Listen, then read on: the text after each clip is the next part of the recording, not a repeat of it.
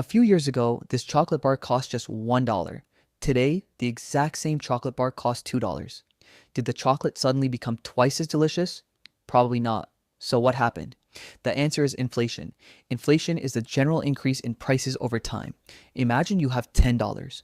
When each chocolate bar costs $1, you can buy 10 chocolate bars. But when the price rises to $2, that same $10 can buy only 5 chocolate bars. Your money didn't disappear. It simply buys less than it used to. So why does inflation happen? One reason is that the ingredients used to make chocolate can become more expensive. Another reason is that companies may need to pay workers higher wages. Transportation and fuel costs can also increase. And sometimes, demand grows faster than supply. When businesses face higher costs, they'll often raise prices to remain profitable.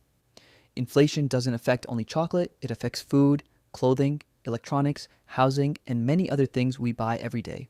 If your income grows slower than inflation, you'll gradually be able to afford fewer things. That's because your purchasing power is falling. In simple terms, the value of your money is shrinking. Inflation doesn't mean money disappears, it means prices rise over time, causing your money to buy less than before. And that's why a $1 chocolate bar can eventually become a $2 chocolate bar. That's inflation. Simple but important to understand.